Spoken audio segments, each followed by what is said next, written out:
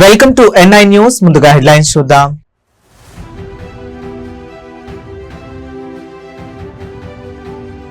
Technology plus ఆధ్యాత్మికత, global లీడర్లు, యువశక్తికి దిశానిర్దేశం చేసిన సీఎం చంద్రబాబు నాయుడు.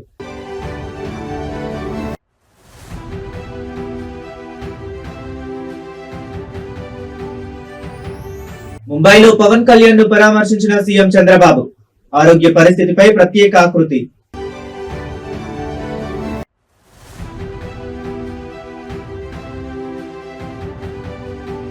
అసెంబ్లీలో ఇరిగేషన్ అవినీతిపై సీఎం రేవంత్ రెడ్డి ఉగ్రరూపం. నాటి కమిటీలు కిలాడీ కమిటీలు అని సంచలన వ్యాఖ్య.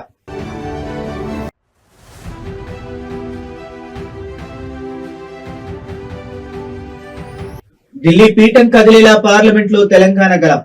నేడు సాయంత్రం ఎంపీలతో సీఎం రేవంత్ రెడ్డి కీలక భేటీ. డీటెయిల్స్ చూస్తే, ముందస్తు విజన్ ఉన్న నాయకత్వం ఒక తరం భవిష్యత్తును ఎలా మారుస్తుందో చెప్పడానికి ఉమ్మడి ఆంధ్రప్రదేశ్ లో ప్రారంభమైన ఐటీ ప్రస్థానమే నిదర్శనం. ప్రపంచ జనాభా దినోత్సవాన్ని పురస్కరించుకుని ఆంధ్రప్రదేశ్ ముఖ్యమంత్రి నారా చంద్రబాబు నాయుడు గారు నేటి యువశక్తికి సాంకేతిక విప్లవానికి ఉన్న బంధాన్ని వివరిస్తూ చేసిన సంచలన వ్యాఖ్యలు సోషల్ మీడియాలో విపరీతంగా ట్రెండ్ అవుతున్నాయి. సాంకేతికతతో పాటు అంతర్గత శక్తిని ఇచ్చే ఆధ్యాత్మికత తోడైతే యువత ప్రపంచాన్ని జయించే శక్తిని సొంతం చేసుకుంటుందని ఆయన పిలుపునిచ్చారు. గత కొన్ని దశాబ్దాల క్రితం భారతదేశంలో కంప్యూటరైజేషన్, ఇన్ఫర్మేషన్ టెక్నాలజీ మరియు మొబైల్ కమ్యూనికేషన్స్ ప్రాథమిక దశలో ఉన్నప్పుడు విజనరీ ఆలోచనతో ఐటీ రంగ అభివృద్ధిని ప్రోత్సహించిన విషయాన్ని సీఎం గుర్తు చేశారు. ఆ సమయంలో టెక్నాలజీని అభివృద్ధి చేస్తుంటే ఎగతాళి చేసిన వారు సైతం నేడు అదే సాంకేతికత దేశ జీడీపీని, ఉపాధి రంగాలను ఎలా నడిపిస్తుందో చూస్తున్నారని పేర్కొన్నారు. మీరు పడ్డ కష్టం భవిష్యత్తు తరాలు గ్లోబల్ లీడర్లుగా ఎదగాలనే లక్ష్యంతో నాడు విమర్శలను భరిస్తూ సాంకేతికతను ప్రోత్సహించడానికి పడ్డ కష్టానికి ప్రతిఫలమే నేడు లక్షలాది మంది యువత ఐటీ రంగం ద్వారా ఉపాధి పొంది దేశ ఆర్థిక అభివృద్ధికి ప్రధాన శక్తిగా నిలవడం. జనాభాలో అత్యధికంగా ఉన్న యువ శక్తిని టెక్నాలజీ మరియు నైతిక విలువలతో సానబెడితే ప్రపంచ వ్యాప్తంగా గ్లోబల్ సెక్టార్ ను భారతీయ యువతే లీడ్ చేస్తుందని ముఖ్యమంత్రి నొక్కి చెప్పారు. నేను ఎప్పుడు కూడా ఒకే మాట చెప్పాను, టెక్నాలజీ కావాలి. I'm the first man. ఇప్పుడు మీరు అందరూ ఉన్నారు. ఒకప్పుడు నన్ను అందరూ ఎగతాళి చేశారు. నేను సెల్ ఫోన్ అంటే నీకు సెల్ ఫోన్ ప్రమోట్ చేస్తావా, పంప్ సెట్ ప్రమోట్ చేస్తావా అంటే కాదు, రెండు కావాలని చెప్పి సెల్ ఫోన్ ప్రమోట్ చేసిన వ్యక్తిని, ఐటీని ప్రమోట్ చేసిన వ్యక్తిని. ఈ రోజు ఐటీ మీరు ఒకటే గుర్తుపెట్టుకోవాలి, ఇష్టానుసారంగా మనం గాని అడిక్ట్ అయిపోతే, వ్యసనంగానైతే చాలా అనర్థాలకు దారితీస్తుంది. రెండోది ఇటీవల గంజాయి. ఆ టెన్షన్ భరించలేక డ్రగ్స్ కు గంజాయికి అలవాటైపోయి తల్లిదండ్రులు చెప్పినా వినే పరిస్థితిలో లేరు. అందుకే నేను ప్రమోట్ చేసింది టెక్నాలజీ, స్పిరిచువాలిటీ. నాకంటే కూడా యంగ్స్టర్స్ కి ఎక్కువ అవసరం స్పిరిచువాలిటీ. యోగా చేయాలి, మెడిటేషన్ చేయాలి, ప్రాణాయామం చేయాలి. అప్పుడే మీరు ఫుల్ పొటెన్షియల్ ఉపయోగించుకుని ప్రపంచాన్ని జయించే శక్తి ఈ యువతకు వస్తుంది, తెలుగు జాతికి వస్తుందని చెప్పి కూడా నేను మీకు తెలియజేస్తున్నా. ఆంధ్రప్రదేశ్ ఉప ముఖ్యమంత్రి, జనసేన అధినేత శ్రీ పవన్ కళ్యాణ్ గారికి ముఖ్యమంత్రి శ్రీ నారా చంద్రబాబు నాయుడు గారు ముంబైలో పరామర్శించారు.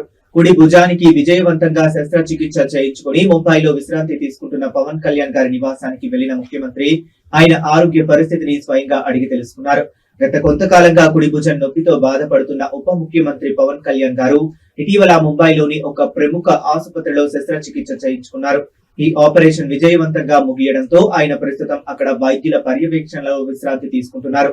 పవన్ కళ్యాణ్ గారు శస్త్రచికిత్స చేయించుకున్న విషయం తెలిసిన వెంటనే ముఖ్యమంత్రి చంద్రబాబు నాయుడు గారు ముంబైకి చేరుకున్నారు. పవన్ కళ్యాణ్ గారిని కలిసి శస్త్రచికిత్స తాలూకా వివరాలను, ఆయన ప్రస్తుత ఆరోగ్య పరిస్థితిని అడిగి తెలుసుకున్నారు.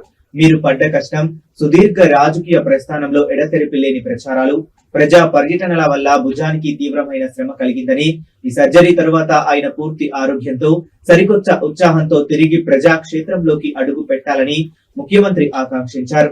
అలాగే పవన్ కళ్యాణ్ గారికి చికిత్స అందించిన వైద్య బృందంతో మాట్లాడి ఆయన కోలుకునేందుకు పడుతున్న సమయం, తీసుకోవాల్సిన జాగ్రత్తల గురించి చంద్రబాబు నాయుడు గారు ఆరా తీశారు.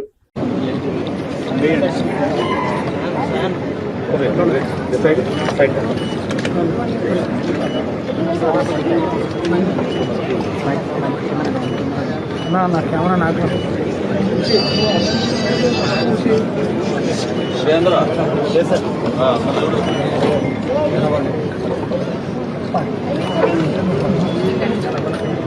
తెలంగాణ రాజకీయాల్లో ప్రాజెక్టుల అవినీతిపై అధికార ప్రతిపక్షాల మధ్య మాటల తూటాలు పేలుతున్నాయి. గత బీఆర్ఎస్ ప్రభుత్వ హయాంలో జరిగిన నీటిపారుదల ప్రాజెక్టుల రీడిజైనింగ్, నిధుల వ్యయంపై ముఖ్యమంత్రి యనమల రేవంత్ రెడ్డి అసెంబ్లీ సాక్షిగా సంచలన ఆరోపణలు చేశారు.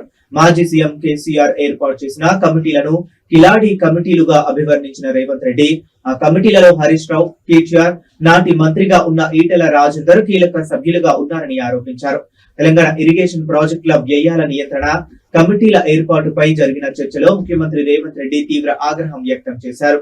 గత ప్రభుత్వ హయాంలో జరిగిన విధానపరమైన లోపాలను కప్పిపుచ్చుకోవడానికి రిటైర్డ్ ఇంజనీర్లతో ప్రత్యేక కమిటీలు వేశారని, ఆ కమిటీల వెనుక అసలు సూత్రధారులు హరీష్ రావు, కేటీఆర్, ఈటెల రాజేందర్ అని సీఎం నిలదీశారు. మీరు పడ్డ కష్టం, తెలంగాణ ప్రజల కష్టార్జితమైన పన్నుల సొమ్మును ప్రాజెక్టుల రీడిజైనింగ్ పనుల పేరిట దోపిడీ చేస్తుంటే దానికి సహకరించిన అవినీతి రిటైర్డ్ ఇంజనీర్లను ఇన్నాళ్లు జైల్లో పెట్టకుండా వదిలేయటమే తాను చేసిన అతిపెద్ద తప్పు అని ముఖ్యమంత్రి వ్యాఖ్యానించడం గమనార్హం. ప్రభుత్వ ఖజానాను లూటీ చేసిన అధికారులపై, ప్రజాధనాన్ని దుర్వినియోగం చేసిన కమిటీ సభ్యులపై విజిలెన్స్ మరియు జ్యుడిషియల్ విచారణ ఆధారంగా కఠినపరమైన చట్టపరమైన చర్యలు తీసుకుంటామని ఆయన స్పష్టం చేశారు. చైర్మన్ ఎవరు, మెంబర్స్ ఎవరు? కిలాడీల కమిటీలో కేసీఆర్ గారు చైర్మన్, హరీష్, కేటీఆర్, రాజేందర్ మెంబర్స్. ఇప్పుడు నేను తెలంగాణ మేధావులను, రిటైర్డ్ ఇంజనీర్ల ముసుగులో, ఆనాడు వాళ్ళ అవినీతిలో పీకల దాకా కూరుకుపోయినా ఈ రోజు కూడా ప్రజల్ని తప్పుదో పట్టించడానికి తెలంగాణ రిటైర్డ్ ఇంజనీర్లు అంటే మేధావులు అన్నట్టుగా మేము చేసిన తప్పే వాళ్ళని తీసి బొక్కలేకపోవడం. ఎందుకంటే దోపిడీలో వాళ్ళు కూడా భాగస్వాములు. ఇట్లాంటి తప్పుడు పనులు కేసీఆర్తో చేయించి కాంట్రాక్టర్ల దగ్గర కోట్ల రూపాయలు కొల్లగొట్టారు. ఈ రోజు రిటైర్డ్ ఇంజనీర్ ముసుగులు వచ్చి బేకూఫ్ సలహాలు చెప్తున్నాయన. ఆ రోజు తెలంగాణ ఏర్పడ్డ ఎంబడే తెలంగాణ రాష్ట్ర ప్రభుత్వం ఏర్పాటు చేసిన కమిటీలో ఆయన సభ్యుడు, ఆ మొనగాడు, గంత వహించిన మొనగాడు, 21/1/2017. పార్లమెంట్ వేదికగా తెలంగాణ గళాన్ని బలంగా వినిపించేందుకు, రాష్ట్రానికి రావాల్సిన నిధుల వాటాను సాధించుకునేందుకు ముఖ్యమంత్రి యనమల రేవంత్ రెడ్డి యాక్షన్ ప్లాన్ సిద్ధం చేశారు. ఈ రోజు సాయంత్రం సరిగ్గా 5 గంటలకు ముఖ్యమంత్రి నివాసంలో తెలంగాణకు చెందిన అధికార పార్టీ ఎంపీలతో సీఎం రేవంత్ రెడ్డి కీలక సమావేశం నిర్వహించనున్నారు. రాబోయే పార్లమెంట్ సమావేశాల్లో కేంద్ర ప్రభుత్వాన్ని ఏ విధంగా నిలదీయాలి, పెండింగ్ నిధులను ఎలా రాబట్టాలి అనే అంశంపై ఎంపీలకు సీఎం దిశానిర్దేశం చేయనున్నారు. తెలంగాణ రాష్ట్ర అభివృద్ధికి సంబంధించి కేంద్ర రవాణా, నీటిపారుదల, విద్యాశాఖల పరిధిలో పెండింగ్ లో ఉన్న ప్రాజెక్టుల ప్రస్తుత స్థితిగతులపై ఈ భేటీలో సమగ్రంగా చర్చించనున్నారు.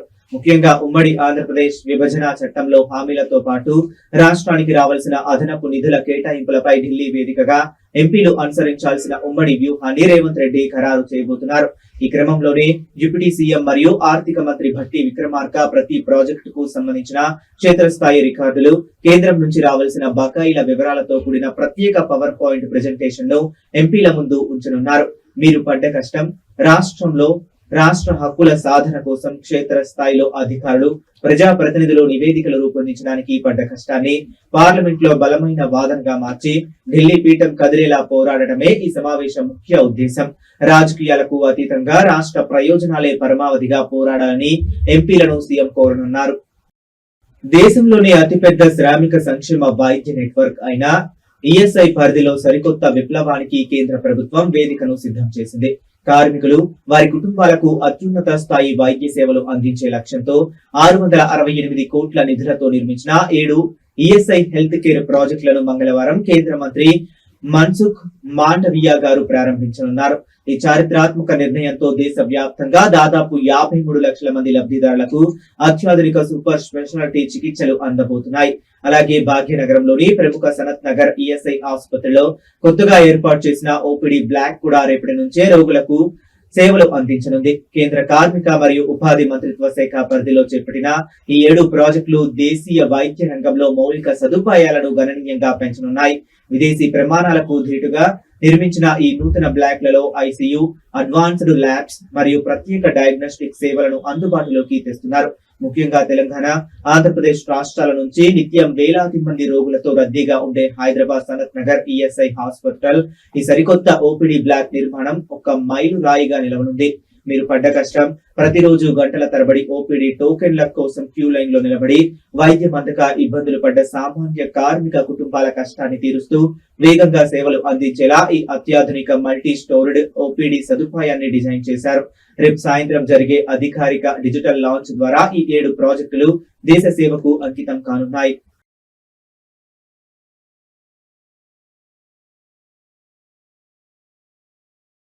పేద విద్యార్థులకు అండగా నిలవాల్సిన ప్రభుత్వ వసతి గృహాలే నేడు చిన్నాళ్ల పాలిట నరక కూపాలుగా మారుతున్నాయి.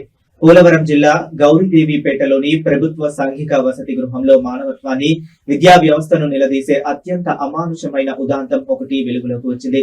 వయసుకు మించిన బరువులు మోస్తూ పుస్తకాలు పట్టాల్సిన చేతులతో విద్యార్థులు సిమెంట్, ఇసుక పనులు చేస్తున్నారు. వసతి గృహంలో మౌలిక వస్తువుల కల్పన పేరుతోనో లేక సొంత పనుల కోసమో తెలియదు కానీ వార్డెన్ తన అధికార బలంతో విద్యార్థులను కూలీలుగా మార్చి వెట్టి చాకరీ చేయిస్తున్న దారుణమైన పరిస్థితి అక్కడ నెలకొంది. ప్రభుత్వ సాంఘిక సంక్షేమ వసతి గృహాల్లో విద్యార్థుల విద్యాభివృద్ధికి, మానసిక వికాసం కోసం నిధులు కేటాయిస్తున్నామని ప్రభుత్వాలు చెప్తున్నా క్షేత్రస్థాయిలో కొందరు అధికారులు అక్రమాలకు తెగబడుతున్నారు. గౌరీదేవిపేట హాస్టల్లో వార్డెన్ నిరంకుశ వైఖరి కారణంగా చిన్నారులు క్లాస్ రూముల్లో ఉండాల్సింది పోయి నిర్మాణ సామగ్రి మోస్తూ నలిగిపోతున్నారు. మీరు పడ్డ కష్టం రెక్కడితే గాని దొక్కాడని స్థితిలో ఉండి తమ పిల్లలైనా చదువుకొని గొప్ప వాళ్ళు కావాలని నమ్మి హాస్టల్లో చేర్పించిన తల్లిదండ్రులు పడుతున్న కష్టం, వారి నమ్మకం నేడు ఈ వార్డెన్ అరాచకం వల్ల నడి రోడ్డున పడింది. ఈ అక్రమ ఉదాంతం బయటికి రావడంతో స్థానిక గిరిజన ప్రజా సంఘాలు మరియు లబ్ధిదారుల కుటుంబాలు తీవ్ర నిరసన వ్యక్తం చేస్తున్నాయి. చదువుకునే పిల్లలతో ఇలాంటి కఠినమైన పనులు చేయించడం చట్టరీత్యా నేరమని, సదరు వార్డెన్ ను తక్షణమే సస్పెండ్ చేసి క్రిమినల్ కేసు నమోదు చేయాలని ఉన్నతాధికారులను డిమాండ్ చేస్తున్నారు.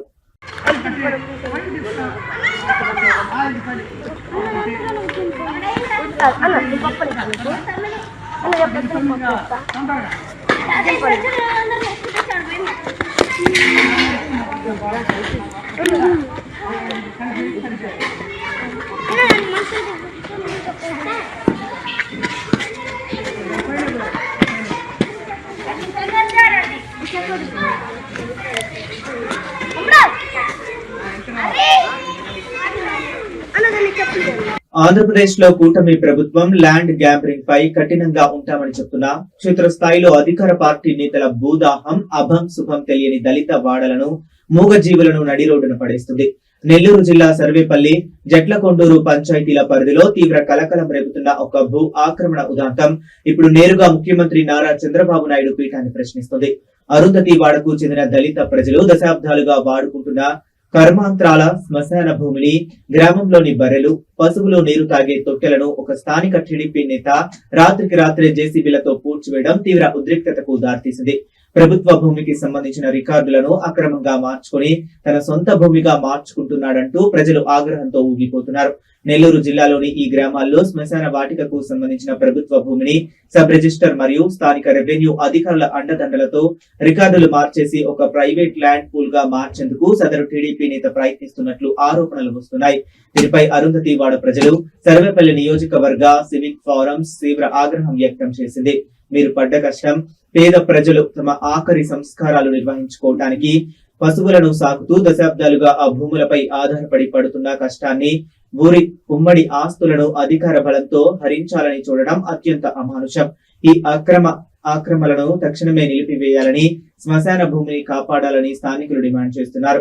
సోషల్ మీడియాలో ఏంటి ఈ భూమి ఆక్రమణలు @NCBN అంటూ నేరుగా ముఖ్యమంత్రి చంద్రబాబు నాయుడును ట్యాగ్ చేస్తూ నెటిజన్లు, బాధితులు నిలదీస్తుండటంతో ఈ ఇష్యూ ఇప్పుడు స్టేట్ వైడ్ హాట్ టాపిక్ గా మారింది. మునుగోలు మండల తహసీల్దార్ గారికి మా యొక్క విన్నపం తెలియజేస్తున్నాము. అమ్మా, మాది జట్లకొండూరు పంచాయతీలోని అరుంధతివాడ గ్రామము. మేము బొడుగు బలహీన వర్గాలకు చెందిన ఎస్సీ కులము, అనగా మాది కులానికి చెందినటువంటి వాళ్ళము. మాకు గత 30 సంవత్సరాల నుంచి మా తాత ముత్తాతల అయ్యాం నుంచి కూడా ఇక్కడ గవర్నమెంట్ ల్యాండ్ అనేది ఉంది. మా అరుంధతివాడ గ్రామానికి ముందర పక్కన అక్కడ ట్యాంకు కూడా కట్టున్నారు. అక్కడ మేము కర్మకృతులకి చేసుకుంటున్నాము. ఆ స్థలాన్ని కాపు సామాజిక వర్గానికి చెందినటువంటి అధికార పార్టీకి సంబంధించినటువంటి వ్యక్తి ఆ తోటలో భాగంగా ట్రాక్టర్లు తీసుకొని వచ్చి మట్టి తోలి దాన్ని ఒక గుంటను కూడా పూర్తి చేసి అంతా చేసుకుంటా జరుపుకుంటా వస్తా ఉన్నాడు. కానీ ఆ గుంట అనేది ఇంకుడు గుంటలాగా ప్లస్ వచ్చి పశువులకి నీటి ఆదరవ కోసం ఉండేది. ఆ నీటి ఆదరవగా ఉండే ఒక గుంటను కూడా ఆక్రమిస్తున్నాడంటే ఈ ఎండల కాలంలో పశువులు ఏదైనా దాహ దప్పికలు వచ్చినప్పుడు అవి తాగేదానికి కూడా అవకాశం లేకుండా పోయింది. ఇంకొకటి ఏంటంటే అదే విధంగా ఇక్కడ పక్కన గుంట ఉందని చెప్పేసి మన ఇటీవల ఒక 3 నెలల క్రితంలో ఎన్ఆర్జీఎస్ పథకం కింద కరువు పని కింద ఇక్కడ ఒక ఇంకుడు గుంటను కూడా తొట్టిని ఒక దాన్ని నిర్మించారు. ఆ తొట్టికి కూడా విలువకుండా అది అసలు ఏమైంది తెలియకుండా ఆ వ్యక్తి ఏదో అధికారం చేతిలో ఉందని కాపు సామాజిక వర్గానికి చెందినటువంటి వ్యక్తిని అధికార పక్షంగా చూసుకొని మా ఎస్సీ బలహీన వర్గాలను కూడా ఇబ్బంది పెట్టుకుంటూ మా కర్మకృతులు ప్రశాంతంగా వాళ్ళు ఏదో చనిపోయారు వాళ్ళ కార్యక్రమాన్ని కూడా మమ్మల్ని ప్రశాంతంగా చేసుకొని ఇవ్వకుండా ఆ యొక్క స్థలాన్ని ఆక్రమించుకొని మట్టి తోలేసుకొని ఈ విధంగా చేస్తా ఉన్నాడు. అడిగితే మాకు పట్టాలున్నాయి, 1B పేర్లు ఉన్నాయి అంటున్నారు. అసలు ఆ ప్రభుత్వ భూమి డీకేటీ అసలు ఎంత ఇచ్చారు, ఎవరి పేరు మీద ఇచ్చారు, ఎంత పొలం ఇచ్చారు, అవన్నీ కూడా వివరాలు మాకు కావాలి. ఆధునిక కాలంలో సైన్స్ ఎంత అభివృద్ధి చెందిన అన్నదాతలు గ్రామీణ ప్రజలు నమ్ముకునే ఆ నమ్మకం సాంప్రదాయాల వైభవం ఎప్పటికీ విలక్షణమైనదే. తెలంగాణ సరిహద్దు జిల్లా అయిన నిర్మల్లో వ్యవసాయ సాగు పనులు ఊపందుకుంటున్న తరుణంలో ప్రకృతి కరుణించాలంటూ సరికొత్త భక్తి ఆచారం వెలుగు చూసింది. బైంసా మండల హస్గుల్ గ్రామంలో సమృద్ధిగా వర్షాలు కురిసి చేతికొచ్చే పంటలు బాగా పండాలని ఆకాంక్షిస్తూ గ్రామస్తులంతా కలిసి గ్రామ దేవతలకు ప్రత్యేక పూజలు నిర్వహించారు. యావత్ గ్రామ వికాస సమితి సభ్యుల సమక్షంలో జరిగిన ఈ సాంప్రదాయ ఉత్సవం విశేషంగా ఆకట్టుకుంది. తెలంగాణ పల్లెల్లో వర్షాలు సకాలంలో పడినప్పుడు లేదా పంటలు విత్తే సమయంలో గ్రామ శాంతి కోసం ప్రకృతి దేవతలను ప్రసన్నం చేసుకోవడానికి ఇలాంటి పూజలు చేయడం దశాబ్దాలుగా వస్తున్న సాంప్రదాయం. హస్గూల్ గ్రామంలో మహిళలు, పెద్దలు, యువకులు అంతా కలిసి చెరువులు, బావుల నుండి తెచ్చిన పవిత్ర గంగా జలాలతో గ్రామ పొలిమేర్లలోని దేవతలకు శాస్త్రోక్తంగా అభిషేకాలు చేశారు. మీరు పడ్డ కష్టం ఆకాశం వైపు మేఘం చూస్తూ సకాలంలో వానలు పడక విత్తిన విత్తనం మొలకెత్తడానికి అన్నదాతలు పడుతున్న కష్టాన్ని ఆ దేవుడే తీర్చాలంటూ ఊరంతా ఏకమై ప్రార్థించడం ఇక్కడి ప్రత్యేకత. ప్రతి ఏడాది ఈ సమయంలో గ్రామ పండుగను నిర్వహించడం తమ పూర్వీకుల నుండి వస్తున్న ఆనవాయితీ అని, దీనివల్ల గ్రామానికి మంచి జరుగుతుందని వీడీసీ ప్రతినిధులు వెల్లడించారు. ఈ పూజలతోనే నైనా ప్రకృతి కరుణించి సకాలంలో వర్షాలు కురిసి చెరువులు, కుంటలు నిండాలని రైతులు ఆశాభావం వ్యక్తం చేశారు.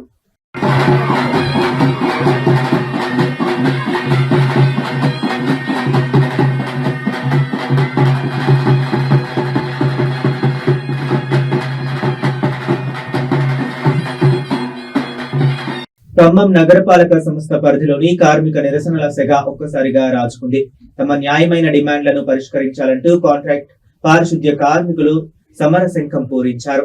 మున్సిపల్ కార్పొరేషన్ కార్యాలయం ఎదుట వందలాది మంది కార్మికులు ఉదయం నుంచే విధులను బహిష్కరించి భారీ ధర్నాకు దిగారు. నగరంలో పారిశుద్ధ్య వ్యవస్థకు ఆయువు పట్టుగా ఉన్న కాంట్రాక్ట్ సిబ్బంది రోడ్డెక్కడంతో మున్సిపల్ పాలనా విభాగంలో ఒక్కసారిగా అలజడి మొదలైంది. ఖమ్మం నగరంలో ప్రతిరోజు క్లీనింగ్, వ్యర్థాల సేకరణ కీలక పాత్ర పోషిస్తున్న కాంట్రాక్ట్ పారిశుద్ధ్య కార్మికులు చాలీచాలని వేతనాలతో తీవ్ర ఇబ్బందులు పడుతున్నామని ఆవేదన వ్యక్తం చేస్తున్నారు. పెరిగిన జీవన వ్యయానికి అనుగుణంగా వేతనాలు పెంచాలని, విధి నిర్వహణలో ప్రాణాధారమైన గ్లౌజులు, మాస్కులు, బూట్లు వంటి రక్షణ పరికరాలను సకాలంలో సరఫరా చేయాలని డిమాండ్ చేస్తున్నారు. మీరు పడ్డ కష్టం ఎండనక వాననక నగరాన్ని స్వచ్ఛంగా ఉంచేందుకు పారిశుద్ధ్య కార్మికులు నిరంతరం చేస్తున్న శ్రమకు గుర్తింపు దక్కడం లేదని, పెండింగ్ సమస్యలను వెంటనే పరిష్కరించాలంటూ కార్మిక సంఘాల నేతలు మున్సిపల్ కార్యాలయం గేట్ల వద్ద భీష్మించారు.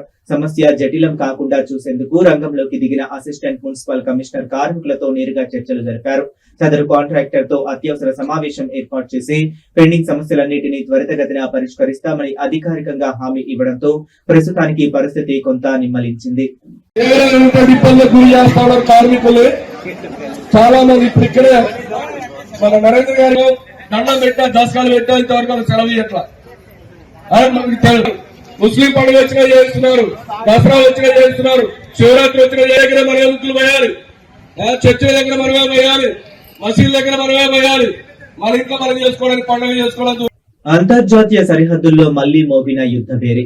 భారతీయ ఇన్వెస్టర్ల కొంప ముంచుతుంది. అమెరికా, ఇరాన్ దేశాల మధ్య ఒక్కసారిగా దాడులు ఉధృతం కావడం, అంతర్జాతీయ ఇంధన రవాణాకు గుండెకాయ లాంటి హార్ముజ్ జలసంధిలో తీవ్ర ఉద్రిక్తతలు తలెత్తడంతో దేశీయ స్టాక్ మార్కెట్లు భారీ క్రాష్ కు గురయ్యాయి. ట్రేడింగ్ ప్రారంభమైన కొద్దిసేపటికే దలాల్ స్ట్రీట్ రక్తసిక్తమైంది. సెన్సెక్స్ 600 పాయింట్లకు పైగా నష్టపోగా నిఫ్టీ ఏకంగా 180 పాయింట్లను కోల్పోయి ఇన్వెస్టర్లను ముంచేసింది. మార్కెట్ పతనంతో పాటు డాలర్ తో పోలిస్తే రూపాయి విలువ మరింత దిగజారి 95.87 వద్దకు పడిపోయింది. హార్ముజ్ లో సంక్షోభం కారణంగా ముడి చమురు సరఫరా నిలిచిపోతుందనే భయాలు కార్పొరేట్ రంగాన్ని కుదిపేస్తున్నాయి.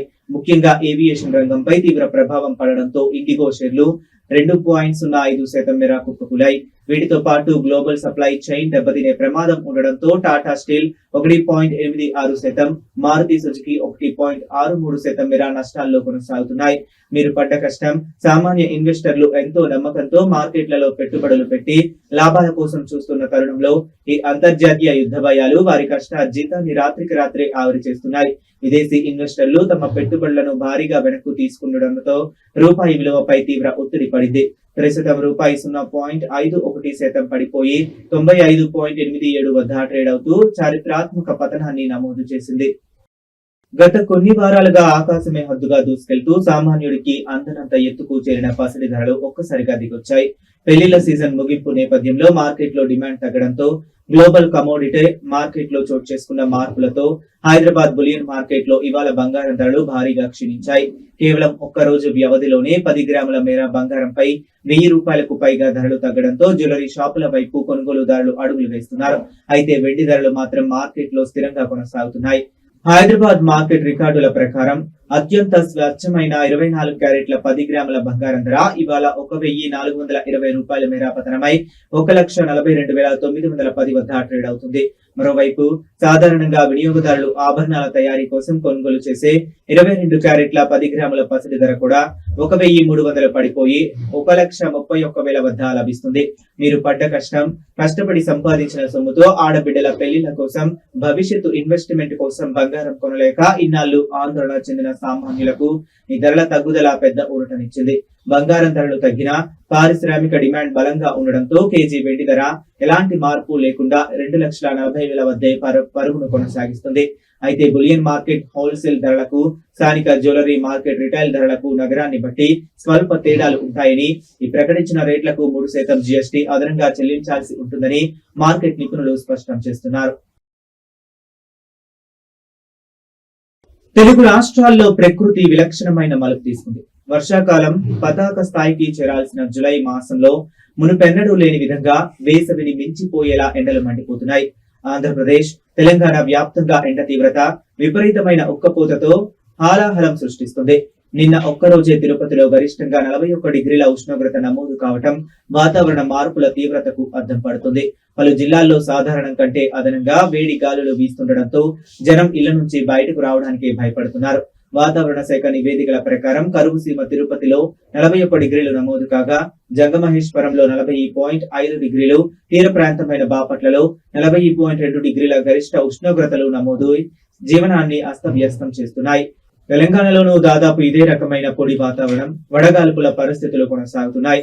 మీరు పడ్డ కష్టం, సాగు పనులు ప్రారంభించిన వానల కోసం ఎదురు చూస్తున్న అన్నదాతలు దినసరి కూలీల ఈ అకాల ఎండల వల్ల, విపరీతమైన చెమటలు పట్టించే ఉక్కపోత వల్ల తీవ్రమైన శారీరక కష్టాన్ని అనుభవిస్తున్నారు. రాబోయే రోజుల్లో వాతావరణంలో పెద్దగా మార్పులు ఉండకపోవచ్చని, ఈ నెల 22వ తేదీ వరకు ఏపీలో ఎండ తీవ్రత ఇలాగే కొనసాగుతుందని ఐఎండీ అధికారులు స్పష్టం చేశారు. అయితే పసిడి లాంటి పంటలకు ఊరటనిచ్చేలా ఈ నెల 3వ వారంలో బంగాళాఖాతంలో ఒక అల్పపీడనం ఏర్పడే అవకాశాలు ఉన్నాయని, అది బలపడితేనే తెలుగు రాష్ట్రాల్లో తిరిగి వర్షాలు కురిసే ఛాన్స్ ఉందని వాతావరణ కేంద్రం వెల్లడించింది. Welcome to TNN news. ముందుగా హెడ్లైన్స్ చూద్దాం.